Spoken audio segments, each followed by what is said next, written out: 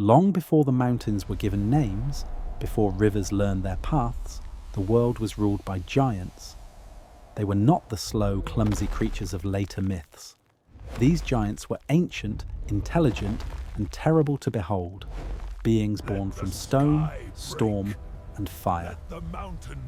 When they walked, the earth remembered their footsteps. When they spoke, thunder leaned in to listen. In those days, the land was whole.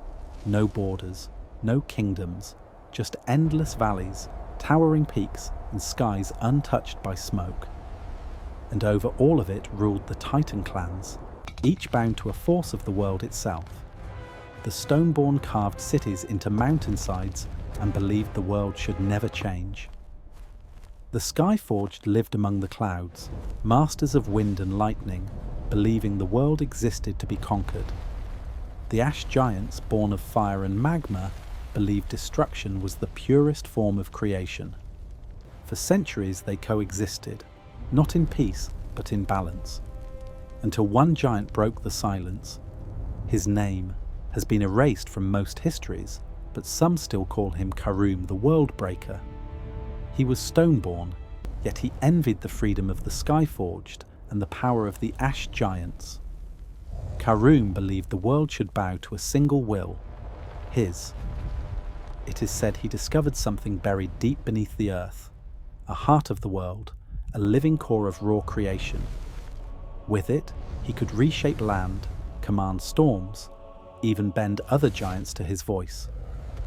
When Karum struck the heart, the ground split, mountains collapsed, seas recoiled, and every giant, no matter how distant, felt it. The war began that very night. The Skyforged descended first.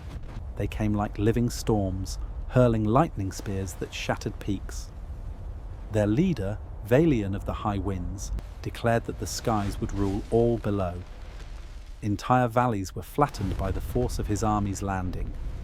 The Stoneborn answered by tearing mountains from their roots and using them as weapons. Giants ripped cliffs from the earth and hurled them like stones, blotting out the sun as they fell.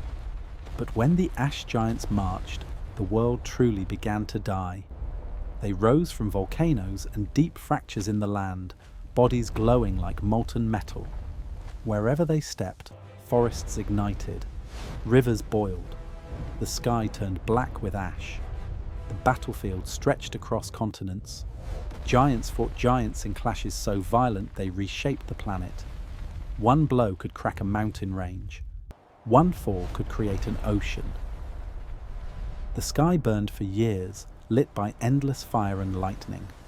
Smaller beings, early humans, animals, and creatures yet unnamed, fled underground or vanished entirely.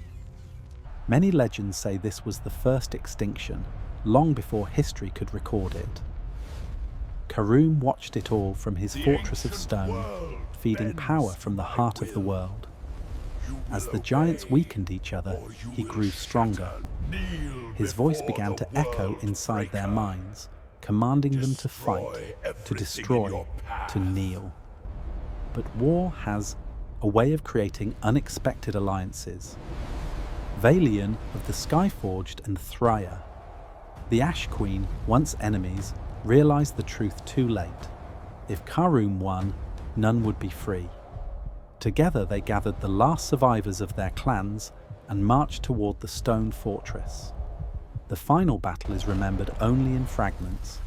They say the sky split open completely, revealing stars in the middle of the day. They say oceans rose into the air and fell again as rain. They say the screams of giants could be heard across the world. Karum emerged, towering over them all, fused with living stone and glowing with the heart's power. The ground bent beneath him. Every step cracked reality itself. The fight lasted days, or maybe years. Time lost meaning. In the end, Thria sacrificed herself, plunging her molten core into the heart of the world. Valian summoned a storm so vast it stripped the sky itself. The explosion ended the war. When the dust finally settled, the giants were gone. Some were turned to mountains, frozen mid-stride. Some sank beneath the seas. Others were shattered into pieces so small They became hills, islands, or legends.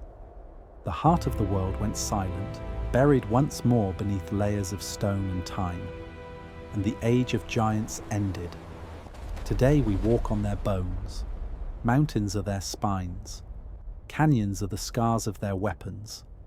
Earthquakes are the echoes of their final steps.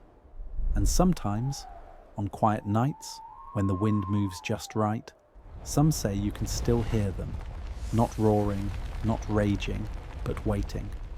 But the world did not truly heal. Even after the war ended, the land trembled for generations. The sky no longer burned, yet it felt lower, heavier, as if it remembered what once ruled beneath it. Some giants had not died. They were entombed. Deep beneath the earth, beneath layers of cooling stone and compacted time, wounded giants slept. Their bodies hardened into rock, but their minds did not fade. They dreamed of battle, of fire, of the sky breaking open, and with every dream the earth shifted. This is why the ground still moves. This is why mountains sometimes crack without warning.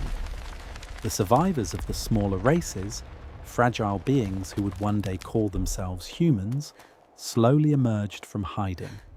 They found a broken world shaped by forces they could barely imagine. They saw mountains that looked like kneeling figures, cliffs shaped like clenched fists, valleys that curved like the path of something enormous being dragged across the land.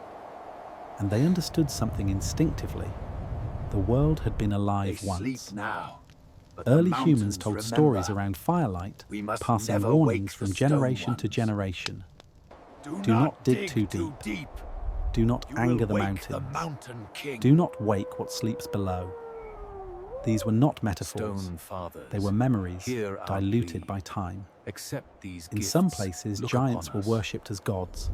In others, feared as demons. Entire civilizations rose near what they believed were sacred peaks, never realizing they were building temples upon the shoulders of ancient warriors frozen in stone. But legends speak of something darker still. They say Karum did not fully die. When the heart of the world was shattered, fragments scattered across the land, small enough to hide, powerful enough to corrupt. One fragment fused with Karum's remains, sealing his body in a prison of black stone far beneath the earth. And as long as the heart remembers, so does he. Volcanoes are said to be places where the ash giants still breathe. Storms that appear without warning are believed to be echoes of the Skyforged, screaming in their sleep. And earthquakes, those are not accidents. They are movements, attempts. Sometimes ancient carvings are found in caves older than any known civilization. They show giants fighting beneath broken skies. They show a glowing core buried deep underground. And they show small figures watching from the shadows, tiny witnesses to a war never meant for them. Most scholars dismiss these as myths, but myths do not leave scars on continents. Myths do not reshape the planet, and myths do not make the Earth itself feel restless. The War of Giants was not just an ending, it was a warning, a reminder that the world we walk on is not quiet, it is sleeping, and that power, once awakened, never truly disappears. It only waits for the right moment or the wrong one. Because if the heart of the world ever beats again, the giants will rise, and next time there may be no one left to remember the war.